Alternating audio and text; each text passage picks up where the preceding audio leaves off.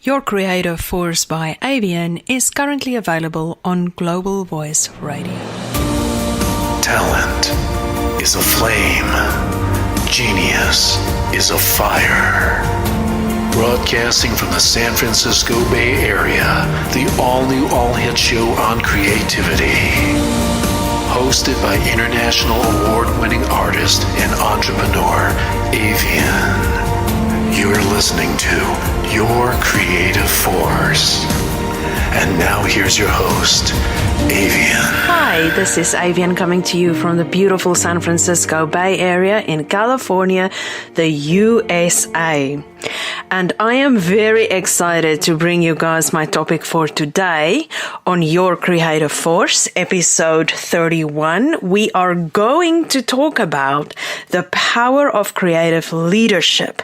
And this is part one of a two-part show that I'm going to do. I'm going to do episode 31 and episode 32 on this topic, because this is such a broad topic and such a deep topic and such an important topic for me that I've decided for the first time in doing my radio show, my podcast, I'm actually going to do it in 2 episodes, because this is so juicy. This has so much value for anyone who is interested in being a great leader that I feel it validates doing it in 2 episodes, okay?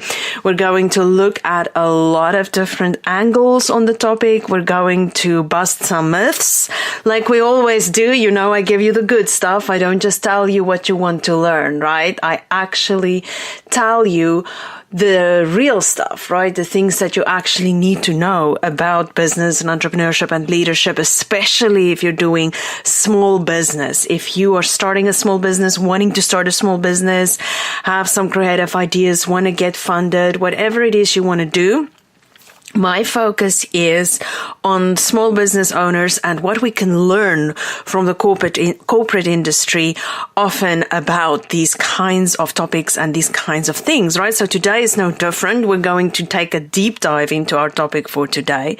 So with no further ado, let's get started. In episode 31, along with episode 32 of Your Creative Force, we are taking a deep dive into the topic of creative leadership. Unlike what most people perceive it to be, it isn't something that just automatically happens. It needs to be intentional. It is also not about outlandish behaviors or a deeply spiritual process in leadership.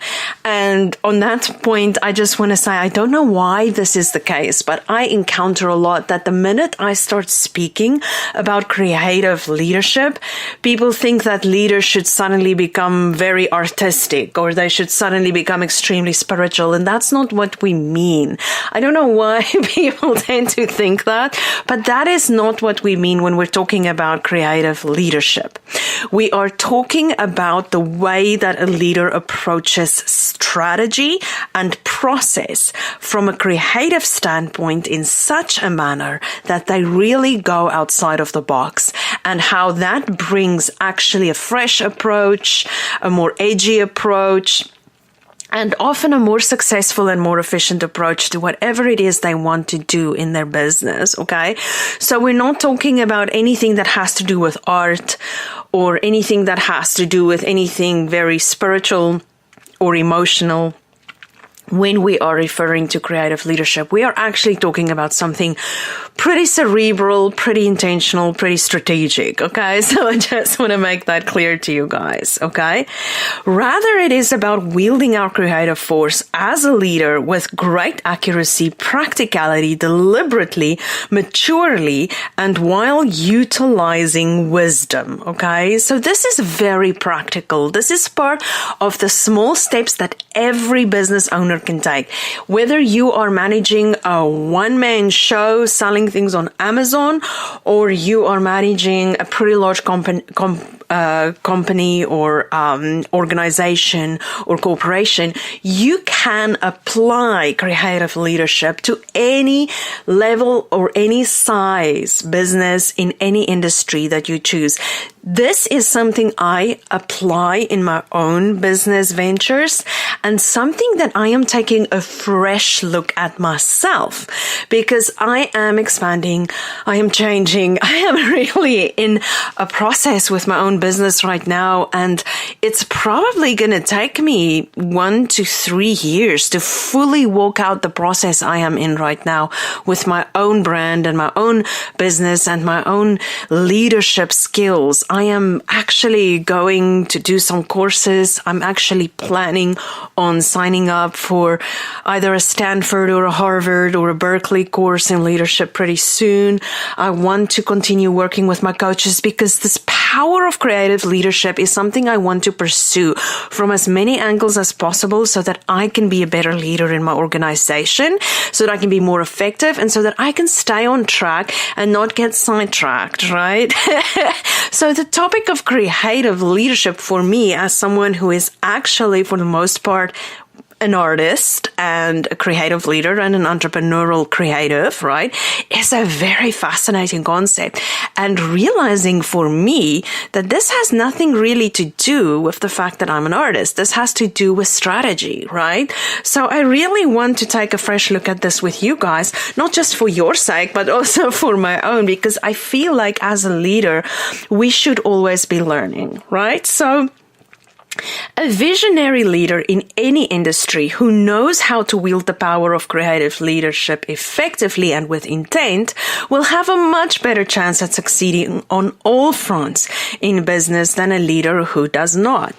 This is not just me saying so, but research, case studies, experiences of many leaders in the corporate and small business sectors, and actual numbers, right? Actual statistics that we have on these things are proving this to be the case in today's entrepreneurial jungle. Leaders who are for all practical purposes isolated or narrow-minded, outdated, or stiff in their leadership approach in today's world, however creative or edgy they may think they are, will not have the results they ultimately could have if they were willing to explore this leadership style in their business, right? This is part 1 of a 2-part series on the topic of why there is power in practicing creative leadership. So just want to remind you of that. Please listen to episode 32 as well, because it's going to totally tie into episode 31 and we'll continue our topic of the power of creative leadership. Okay? So there is something that I feel we all tend to do. And I think as leaders, it's especially true, and it's something we need to watch out for because it's one of those things that creep up on us that we're not always aware of, okay? So before we go deeper into part 1 of our show today, about what is creative leadership exactly, I want to just point a few things out to you about what creative leadership is not, okay? A lot of people think that creative leadership means that we have to do all kinds of bells and whistles and we have to go on retreats and we have to do team building and and all those things are very important, but creative leadership really comes from within the leader themselves, okay? It's almost a lifestyle. It's almost an approach to leadership that you as the leader have to adopt in order for it to take root in the other people in your organization that you are, well, hopefully, right, raising up as leaders as well. Or it has to at least be the way that you are dealing with people in your own business. You have to be a creative leader. And here is why, okay? It doesn't work anymore in today's business environment to just go full old school and just go by the fly of your pants because the world is ever changing. You cannot be isolated in your ivory tower sitting there thinking you are reaching the world and making a difference, okay?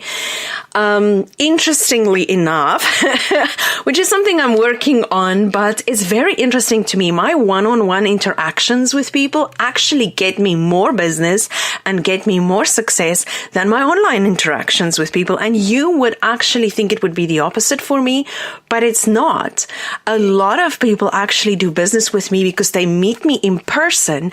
They get in contact with my creativity, my spirit, my soul, who I really am. And then my way of strategizing, my way of explaining things to them, my way of walking a road with them, of getting to know them, of building a relationship with them. And that gets me business. Okay? Far more than anything I could ever do promoting myself online. That one-on-one contact is still very valuable to me. Which is interesting because I have to use my creative leadership skills now to kind of make that more of an online reality for myself. And to be honest with you guys, I'm not sure always how to do that because the one-on-one thing comes so naturally to me, right? So that's what I am trying to go after with utilizing the power of my own creative leadership skills, my own creative force, okay? And go listen to our previous episodes about creative force, about the creative power that you have, because it totally informs this whole process and topic that we're actually delving into today, okay? So first, let me start by saying that a great leader, a truly creative leader who can take people to the next level of success can never be a drama queen or an ego king. And if you don't know what we mean by drama queen or ego king, go listen to episode 30, because in episode 30, the episode just before this one, we were talking about how to deal effectively with drama queens and ego kings in your business, okay? And the reason a leader who wants to be creative and really wants to take their business to the next level can never be a drama queen or an ego king is because drama queens and ego kings are too self-centered to truly embrace a process beyond their own comfort zones. I can tell you that even just the measure of creative leadership that I have explored and implemented in my own business dealings, it can be kind of scary because a lot of time, part of it means that you give control to other people. You let other people run things. You embrace the leadership skills of other people to deploy creative leadership. And so sometimes that really takes you out of your comfort zones, and you need to learn to be comfortable with that. And that is not always easy for us, especially if we're used to running the show ourselves, right? So here's the thing. If a drama queen or if a drama queen or an ego king cannot feel like they are the best and the brightest in terms of leadership, they either underperform or they become territorial. A great creative leader can lead and inspire others free from ego and free from drama, at least for the most part, okay? So the first thing you need to realize, if you want to deploy creative leadership in your organization, you're going to need to learn to be comfortable with not knowing everything, with not always being the center of attention, with not always getting all the praises and all the accolades. You're going to have to do some power sharing sometimes with other people. You're going to have to sometimes put other people forward who may have strengths that you don't have, because a creative leader can actually utilize people effectively to achieve the goal. And a creative leader cannot have ego or drama interfering with their ultimate objective for success. You have to be able to keep your eye on the ball and then creatively work with your people towards that goal. And sometimes it means you take a step back and you allow others to take a step forward. Does that make sense? I hope so. Okay, so creative leadership can take many forms. In its most basic form, it looks something like this. Inherently, people are creative to some extent. So, especially when difficult problems need to be solved in a business, or a fresh approach is acquired, or there's a crisis, most people do have the innate ability to come up with some measure of creative problem solving or an innovative creative solutions approach, thinking and acting outside of the proverbial box. But true creative leadership goes way beyond that, right? So what I want you to just know in the terms of what I just said is this. You already have innate creativity in you, right? If you've been listening to our show for a while, you will know that you have a creative force. You have that inner voice. You have a lot that you can tap into as a leader to drive your success. You have that. You have innate creativity. You're born with it. Every human being on the planet is born with some measure of innate creativity, okay?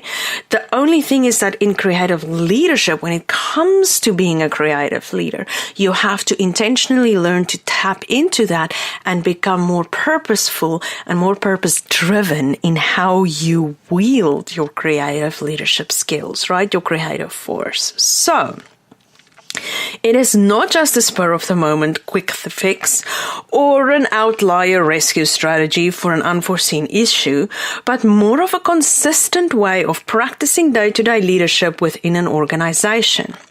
See, for me, creative leadership is a stabilizing factor. Because here's the thing, today's business environment changes really fast. And if I can be honest with you guys, I can't keep up. And when I speak to other business leaders and people who have their own businesses, you know what? Even the ones that are the most technologically advanced, the most knowledgeable about all the things that are the latest, greatest bells and whistles online to use, etc., etc., even those who are trailblazers in their industry and really with it and really know what is going on, with everything that is happening out there so fast, right? Changing so fast. You guys know technology changes fast, right? And it's no different from the business environment. But even the people who are on the forefront of all that, I can tell you they cannot keep up either. It is way too fast, okay? There is no human, it isn't humanly possible today in the industry, whatever industry you're in, to keep up with the latest and greatest, to have in-depth knowledge about every aspect of everything you need to know to run every part of your business successfully is not possible, okay? And it is a problem I am facing in my own business because I'm in the art industry, I'm in the educational industry, and I'm finding that a lot of people go with the latest and greatest only to find that in weeks or months, under a year usually, it's outdated already. So I am trying to find this way of solving this issue so that I have more longevity in the solutions that I create. So I have to think out of the box. I have to use my creative leadership skills and my power as a creative individual, someone who is very aware of their creative force and their intuition. I need to learn to wield it so that I don't become outdated that fast and so that I don't fall behind or feel overwhelmed by this constant desire, this constant almost vacuum, right, of information that we all experience because there's just no way we can stay on top of everything. So I know your struggle. If this is something that scares you a little or feels like it's a little bit beyond you, beyond your reach, right? I'm with you. I get it because I feel it and I am trying to find ways to use my own creative force, my own developed and developing creative leadership skills to actually combat this thing in my own business, okay? If we can win or not, well, the jury's still out on that one. I think we can win. I think we can win to a large degree because we need to just learn how to be wise, right, with all of this, okay? So, here's the thing though, okay? Some people are naturally more wired for creative leadership than others, but that doesn't mean everyone cannot deploy this leadership strategy in a way that works for their goals and processes. Just like it is possible for you to learn how to be more entrepreneurial, even if it doesn't come completely natural for you, it is possible for you to learn how to really have power on your side in terms of creative leadership. And I just want to quickly define the thing that I'm saying about power. Power is not about having control over people. Okay, that's not what we're talking about here. When we say power, it means that you have a handle on it. You have a handle on creative leadership and you can actually deliberately utilize it. That's what we mean by power. So it's not about like an ego king going on a power trip or like a drama queen just being the center of attention, me, right? It's got nothing to do with that. So On that note, we are going to look at an article that was written on think.org, which is a very interesting organization. I'm not going to go into detail about what think.org does. They are involved in many different aspects of business and business strategy and helping businesses and managing things for businesses. So I want you to go read on think.org. And this article was written on November 15th in 2017 by Menu van Dijk, Grant Davidson, and Valeria McCosey. And the article is called What is Creative Leadership? And they did such an excellent job of defining this in a cutting edge way that I really thought I should share this with you. Okay. So first, I want to point out to you that this article is the first installment of a 4-part series on creative leadership that they were writing on. And you can check out the rest of the articles in the series. Characteristics of creative leaders, how creative leaders live in a paradox, and 5 influencers of creative leadership. So really go on think.org and look at the articles that they publish, because they have a lot going on in terms of creative leadership and articles published right on that. So that all being said, let's dive into creative leadership with Menu, Grant, and Valeria here, okay? What is creative leadership? The title of their article. So, creative leadership, the growth of technology and machine intelligence has reformed society in the past decades. This newly interconnected and symbiotic world has given rise to new societal and global challenges, and leaders must face these head-on by using bold and creative solutions. The expansion of connectivity and efficiency asks innovators to bridge the gap between natural and man-made ecosystems. Disruptive leaders tackle these large-scale global issues using systemic approaches to local solutions, which require intimate and empathetic knowledge of the contexts, needs, and culture. Okay? We have to understand that in a way, technology has not only made us more isolated, right? You can literally sit in your bedroom, order everything online, never leave your office, and run an entire online business that way. So in that sense, it's made you more isolated, right? But in another sense, you are more connected than ever before, because with a click of a mouse, with a button on your iPhone, you can connect yourself to anyone, anywhere in the world via the internet, right? It is quite astounding if you really think about it. So a good leader cannot ignore contexts, needs, and culture anymore. If you are marketing to a certain target audience, you have to be aware of their needs, of their context, of their culture, right? You're very typically in today's entrepreneurial world, not just marketing to someone who is exactly like you. You are most likely finding yourself marketing yourself and your business or your services or your skills or your products to people who are vastly different from you. So that is part of why, guys. So the definition that they are giving here is quite fascinating as well. Creative leadership is a philosophy and an act. It develops and realizes innovative ideas through the shared ambition of improving the world through enterprise formation. Those who employ creative leadership do so by forging an environment that promotes innovative thinking and mission-driven entrepreneurship. Creative leadership as a philosophy embraces change as a given while seeking opportunity everywhere. It envisions desirable futures and unleashes the courage, collaboration, and creativity of contributors. Through a generous, inclusive purpose deeply rooted in pragmatic idealism being key, right? And empathy, it gives rise to a transcendent consciousness that goes beyond individual gratification. And right here, they're hitting that mark that I told you about, right? You cannot be an effective creative leader if you are full of ego and full of drama. You have to be super mature, super focused, and you have to be driven. You have to understand the big picture and then the details there within, right? That is what they are referring to here, okay? So, creative leadership as an act builds on those desirable futures through scalable enterprises derived from innovative strategies, creativity, critical analysis, experimentation, big vision, collaboration, bold action, calculated risk-taking, agility, and hard work all drive participative value and serve the triple bottom line. What is the triple bottom line for most people in business today? And you have to be aware of these three things, right? Because most people in business or entrepreneurship today that you are going to deal with, especially if you deal with people outside of your immediate environment, it will be planet, people, and profit. Okay, I'm not going to go too deep into that, but that is basically what we're looking at.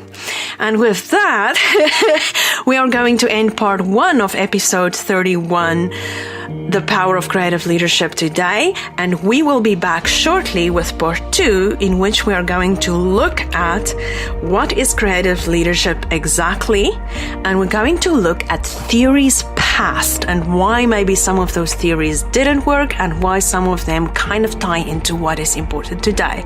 We'll be back shortly on Your Creative Force, episode 31, with part 2. Catch the fire of creativity. Visit artbyavianne.com. AVIANNE. And now we return to our show with Avianne. And we are back with part 2 of our show today, episode 31 of Your Creative Force. And we are dealing with the topic of the power of creative leadership. And we are going to continue analyzing and assessing this article by Menu, Grant, and Valeria on think.org called What is Creative Leadership? And in the next part of their article, they mention something called theories past, okay?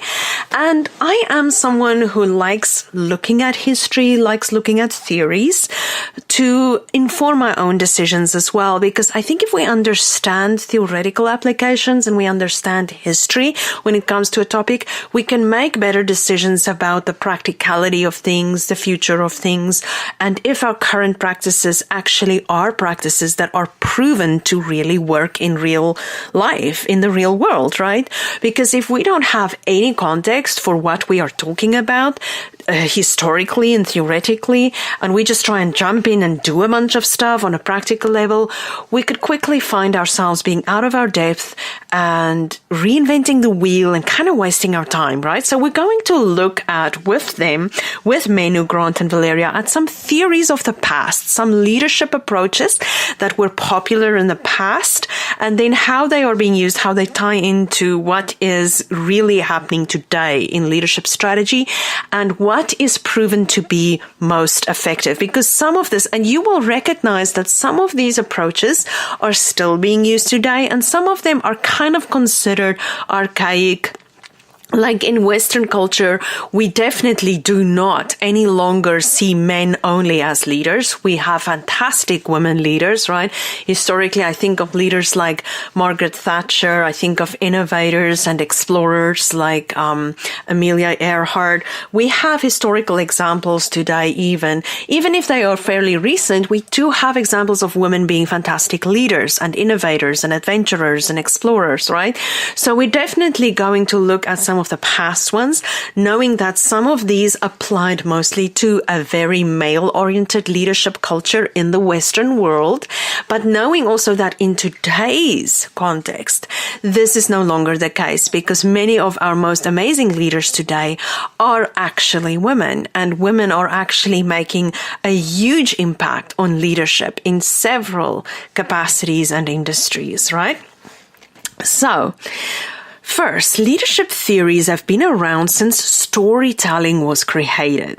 Theories and principles that have withstood centuries range from Plato's dialogue on leadership in Republic, in which he said the heaviest penalty for declining to rule is to be ruled by someone inferior to yourself, Machiavelli's The Prince and Lao Tzu's polar definitions. It is better to be feared and loved, said one. The latter, a leader is best when people barely know he exists. When his work is done, his aim fulfilled, they will say, we did it ourselves. Okay?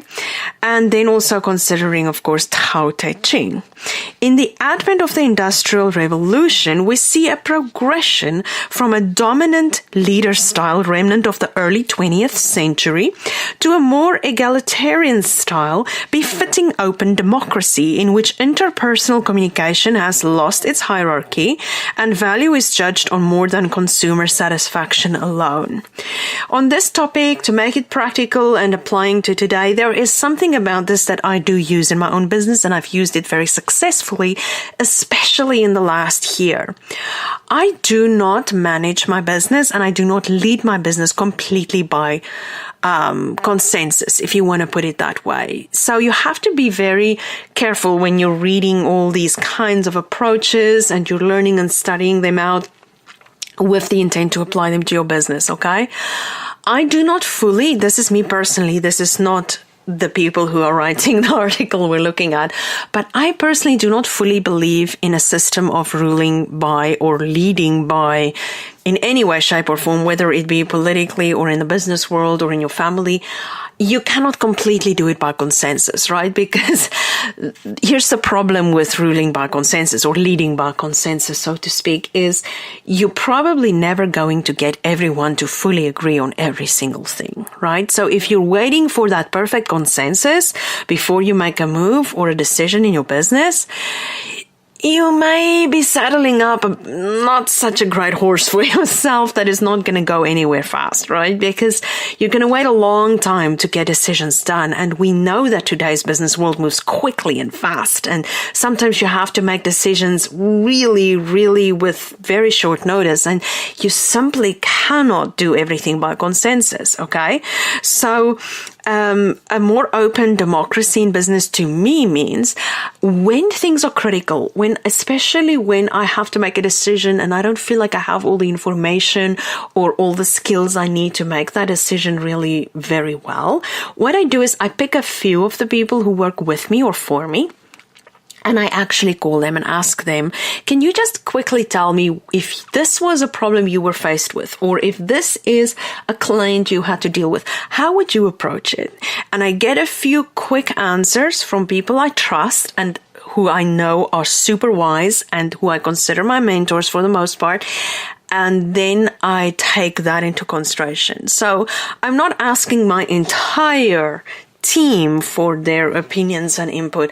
I'm asking a few people that I know more about that topic or may have more experience than me in a certain aspect of what I am dealing with at the given moment. Does that make sense? So that is a way of getting the input of others and making them feel like they have some sort of say and getting creative ideas for how to apply leadership strategy to any aspect of your business without it taking forever or creating strife or making leadership look weak, okay? So you can't have super much ego or drama going on here, but you also don't want to be a weak leader, right? You also don't want to look like someone who cannot decide on anything or don't know what they want to do, because your people always are looking at you, wanting to know where things are going, right? So this is a way that I do this to curb some of that, okay? So scientific management, Taylor in 1905, aimed at maximizing employees' effectiveness through specialism. The great man theory, which proposed that leaders are born, not made, was expounded in the trait theory, which holds that only men with the inborn characteristics for leadership will be successful and have the innate ability to take their natural place when crises arise. Lewin et al. In 1939 defined 3 organizational leadership styles: autocratic, democratic, and laissez-faire, with varying levels of management involvement and directive. 3 decades later, Dr. Rensis Likert described the participative leadership theory, in which leaders show great concern for employees and include them in the decision-making process. And this is what I was just referring to. This is a kind of leadership style that I embrace in my own work and my own day-to-day walk in entrepreneurship. Autocratic doesn't work for me because I can't possibly know the ins and outs of every single moving part of every single aspect of my business, especially when it comes to things I put other people in charge of. I can't always know that. So just being an autocrat, I don't feel that's a very effective business strategy, right? For being a creative leader. I also don't think completely being democratic really works because I know that some of my employees are also not going to have all the pieces of a puzzle. And if I rely on their decisions for things or consensus or democratic, like the majority rules kind of idea, that's also not always going to apply to every situation and may not be very effective. It may be not very efficient. It may be very time consuming and it'll make me want to pull my hair out, right? Laissez-faire, which means anything goes, also doesn't work, right? Because then you have people running all over the place with no boundaries, no rules, no limits, no idea what's going on, and it creates anarchy and chaos. So the autocratic, democratic, and laissez-faire approaches don't really work for me. I really like the participative leadership theory to a degree, where, like I say, I pick people in certain aspects of my business to participate with me in some decision making, especially when I feel I don't have all the expertise needed for a particular decision. I get the people who do have that expertise, who are on the ground working with those students, knowing exactly what goes on in that classroom or how to deal exactly with that kind of client to instruct and inform some of my decision making. And that seems to be effective for me. So I just wanted to tell you about that. So Fred Fiedler, who is also someone who was very invested into these leadership strategies and analyzing them, believed that the best leadership style was the one that best fit a given situation, and accordingly proposed the contingency theory of leadership and the least preferred co-worker scale to establish whether a manager supervisor was a good match for his particular leadership assignment. Okay?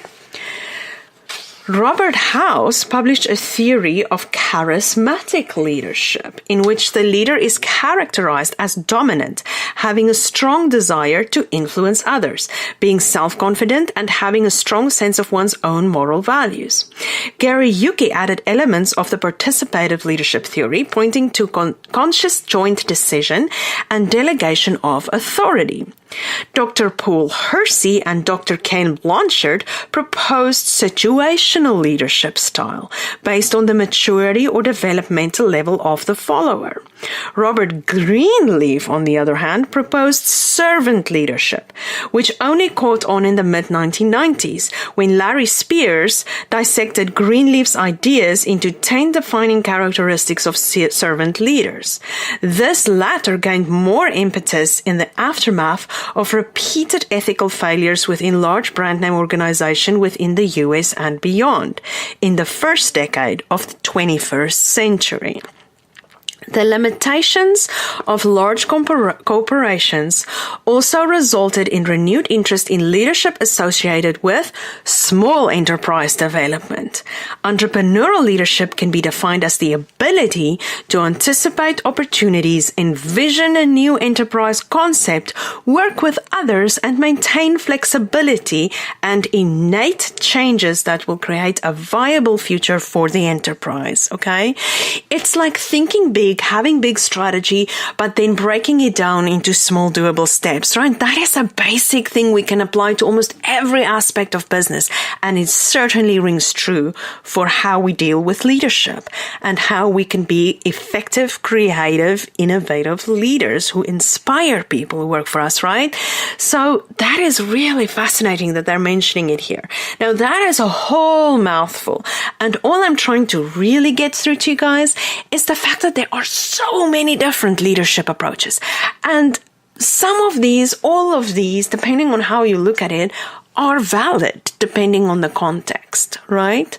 If you are so rigid that you're never willing to negotiate, you're going to have a problem leading people. People will get very upset, very unhappy, and feel very unvalued by you.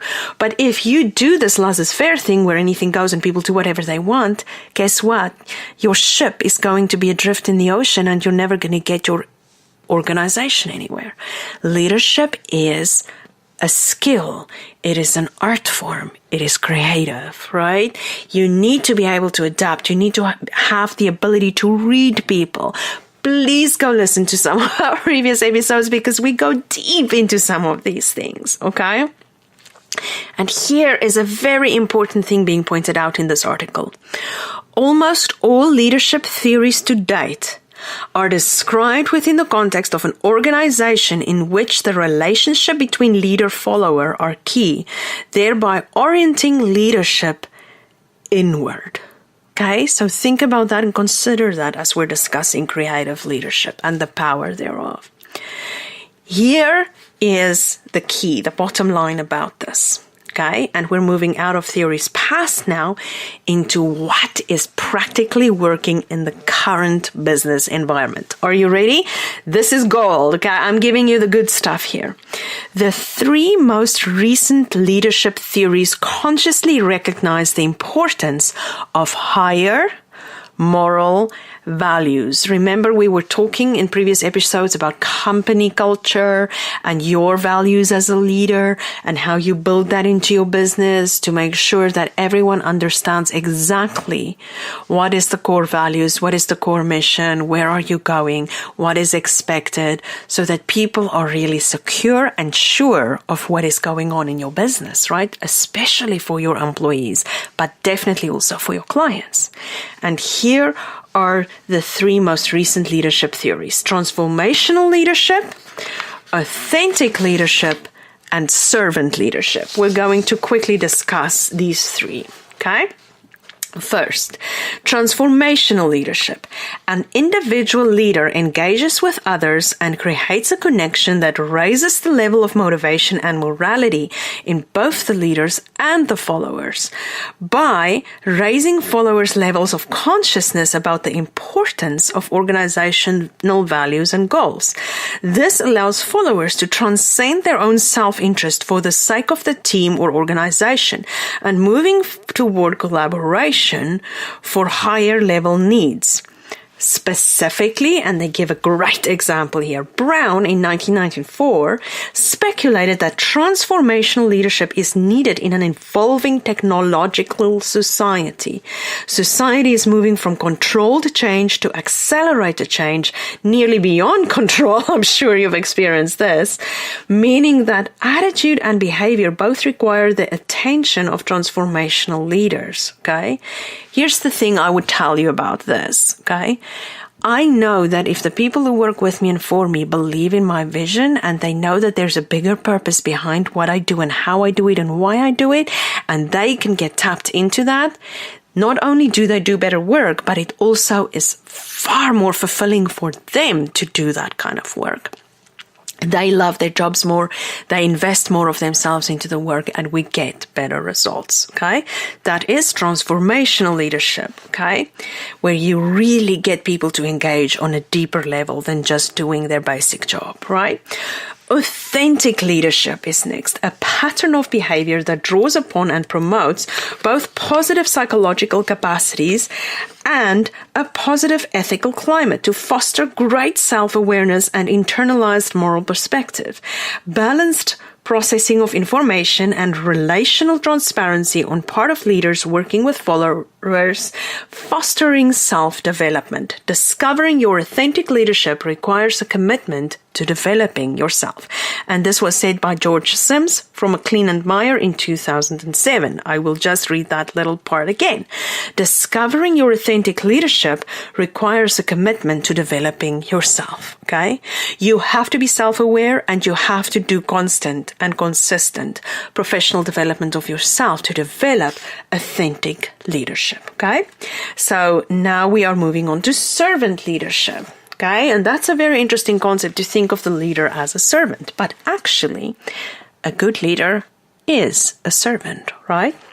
Traditional leadership generally involves the accumulation and exercise of power by one at the top of the pyramid. Remember, that's how leadership kind of worked in the 80s, 90s. I remember that. I was very young, but I remember that that's how we viewed it in society back then.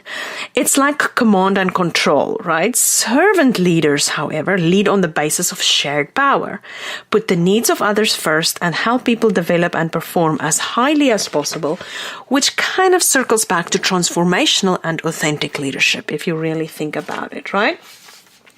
So, creative leaders today recognize the importance of higher moral values. Therefore, I would say they actually recognize the importance of transformational leadership, authentic leadership, and servant leadership. Creative leadership is a natural progression from these theories, incorporating not just moral values, but inspirational influence, pushing beyond these into the realms of social impact, enterprise collaboration, while actively safeguarding planet Earth and its resources, okay? You have to think beyond just your own interests, just beyond what gives you profit. You have to think about what's important to other people, how your ecosystem in your business is not just extending to yourself, but to those who work for you. And ultimately, guys, I really do think there is a consideration for the planet, right? A lot of people don't know this, but my organization actually donates and is actively involved in conservation because of what we care about as an organization, right? So it really becomes important to safeguard the earth. Another way that I do that is I source ethically sourced art supplies and things locally. I do a lot in my own business to do that. So yes, that is definitely important. Okay. So I hope you got a good run out of part 2. Okay. And this article, just to mention it again, was What is Creative Leadership by Menu van Dijk, Grant Davidson, and Valeria McCosey for think.org. Okay. And it was published on November 15th, 2017. Go look up think.org and go read all their fantastic articles on the topic. Okay. This was part of a series they did on creative leadership. And with that, we've come to the end of part 2 of Your Creative Force episode 31 today. Our theme being the power of creative leadership, and we will be back with part 3 of our show shortly. Talent is a flame. Genius is a fire. And now we return to our show with your host, Avianne. And we are back with part 3 of our show today on Your Creative Force, episode 31, our topic being the power of creative leadership. And in part 3, we are going to tackle the whole topic of flexibility, okay? How flexibility is key to creative leadership. And for that, we are going to refer to an article by Roger Trapp for Forbes.com. Forbes is, of course, a very well-known business magazine and influencer in the business industry. From entrepreneurs to corporations, everyone knows what Forbes is, right? Hopefully you've heard of Forbes, and hopefully you're reading Forbes from time to time, because there's some wonderful things that Forbes publish that I find personally very helpful to me as a business leader. Okay, so Roger Trapp, contributor for Forbes, wrote this article, Flexibility is the Key to Creative Leadership. And he starts off by speaking about leadership strategy. Putting creativity at the heart of a business requires more than brainstorming. These days, business talk is all about innovation and design. This is thanks in part to the role technology companies have been playing in driving the economy of the US in particular. But it can also be attributable to an acknowledgement that in a digital world where established organizations are under threat from all sides, just being more efficient is not going to be enough to ensure survival, let alone a thriving future. Okay, so this is something very interesting that Roger points out here. It's not just about the logical stuff anymore. It's not just about the mechanics anymore. You have to be creative if you want to set yourself apart, right? Otherwise, you are just one of many, right? And you don't look different. You don't feel different to the consumer than anyone else. It was not always that way, of course, Roger writes. Back in the late 1970s, when the design and innovation firm IDEO was starting, its stock in trade was something of a specialist activity. Even early on, the firm made waves. Initially based in Palo Alto, California, it designed the first laptop and the computer mouse and gained a reputation for a thorough process that went to the heart of the organization rather than simply applying design almost as an afterthought.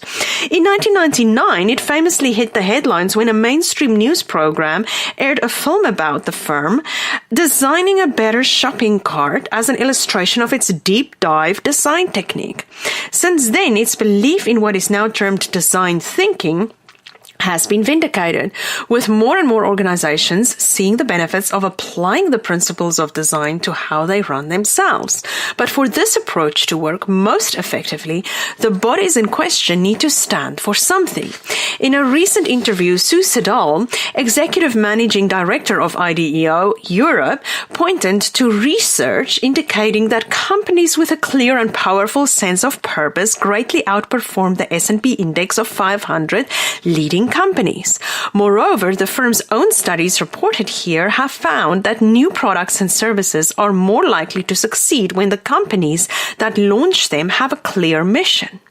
Emboldened by these results and increasing demand for its services from organizations beyond businesses looking for design know-how, it has, for example, done work on such issues as food waste and urban farming, mobility, and boosting the development of the middle class in Peru, right? It has for some time offered insights into how organizations of all sorts can become more innovative. 40 years after its founding, the firm IDEO has distilled its experiences into what it calls now the secrets of creative leadership. Okay, so this is a bit of a different approach to creative leadership that he is really emphasizing here. Roger is writing about the emphasis on how we creatively innovate and design in a practical way to make businesses be creative and to utilize what they call the secrets of creative leadership, right? As Siddall from IDEO explained, the human factor and creative leadership and creative cultures are becoming much more important than design. Okay, so it's even moving beyond design now. The secrets are you ready? Here's the good stuff as always. First, leading with purpose. A creative leader understands that authority figures can demand compliance, but can't dictate optimism, trust, conviction, or creativity. These are the fruits of a clear purpose beyond profit. A creative leader will take the time to define, communicate, and use this to inspire people within the organization. Then secondly, leading flexibly. A creative leader knows when to lead from the front, when to work shoulder to shoulder with the team, and when to act as a supportive coach. Each style of leadership has its place in the creative process. Then, thirdly, learning from failure. A creative leader helps the team to learn from every experience and use it to fuel further innovation. Experiments inevitably test the boundaries of our knowledge and experience, but often teams limit themselves through the fear of failing and hold themselves back from bolder projects, right? I can tell you that I often try many different things. In my art academy, I try and see if certain classes would work, right? And I'm like, okay, how can we come up with a really super creative class? And then we kind of float it. And sometimes they work brilliantly and they are very successful. And other times the classes we propose fall flat and nobody's interested, right? And then we know where to go from there. And so we keep things flexible. This is very easy to do, by the way, in the beginning of an organization or with an organization that is small. The bigger an organization is, this is me speaking, right? Giving you the hints and the tips here. I've seen that when organizations get really big, it actually becomes harder for them to be flexible. So while your organization is still in the beginning phases, use this secret of actually learning from failure, being flexible, leading with purpose. Use these in the beginning because it's easier to do them in the beginning, especially flexibility. Okay? Then, asking the right questions. Fourthly, creative leaders know that instead of having all the answers, they simply need to ask good questions. And I do that. I ask my employees questions all the time. Then, fifthly and lastly, creating a safe haven. Creative leaders celebrate small wins and use supportive language to incite action and spark positive momentum. They are sensitive to how they make members of a team feel, because when they are valued, inspired, and cared for, they are more likely to do their best creative work. As part of building a better idea of what is entailed in becoming a creative leader, IDEO people talk about modes of leadership. The first is the explorer, who typically will guide the direction in which the organization is going. Importantly, however, he or she will ask the right questions rather than claim to have all the answers. Next, and crucial, is the gardener, who creates the right conditions, brings teams together, and ensures they have what they need to succeed. The third leadership style is the player coach, okay? So after we've looked at these 5 secrets, I want to just emphasize again the different modes of leadership that IDEO is referring to here and that Roger is writing about. The first is the explorer, who gives direction, the gardener, who creates the right conditions, and the third leadership style is the player coach, okay? This is the person who is able to help teams based on their own experience. So consider these things because they're very, very valuable. This is the good stuff, I'm telling you. Okay. At IDEO, senior people such as Sedal, who led the London studio through the post-2008 recession, often take on this role, advising teams on whether they are asking the right questions, checking that they have the resources they need, and offering feedback on where they have got to and where they might go next. This is the ability that Roger's referring to here of a creative leader to actually empathize, okay? These are the main ones, but Sedal also talks about the bodyguard, okay? When they're referring about the main ones, they're referring to this creative leader type as being the explorer, the garden, or the player coach, okay? And then Sedal talking of the bodyguard. This role comes into play when a team comes up with a new idea that might be subject to challenge and needs protecting, okay? Now, in closing, although IDEO obviously has a clear view of what works for innovation and creativity, it appears that the important thing that leaders of other organizations should take away from this is that they need to themselves challenge the ways in which things are done and encourage others to do the same. Above all, at a time of rapid change, leaders should be prepared to be flexible and ready to adopt different styles of leadership according to the circumstances, okay? And that was by Roger Trapp, a contributor for Forbes.com. Roger is a UK-based journalist with a long-standing interest in management. In a career dating back to the days before newsroom computers, he has covered everything from popular music to local politics. He was for many years an editor and writer at The Independent and Independent on Sunday, and I've written 3 books, the most recent of which is What You Need to Know About Business, okay? Now, be sure to check out episode 32, and we are going to continue in episode 32, the power of creative leadership being our topic.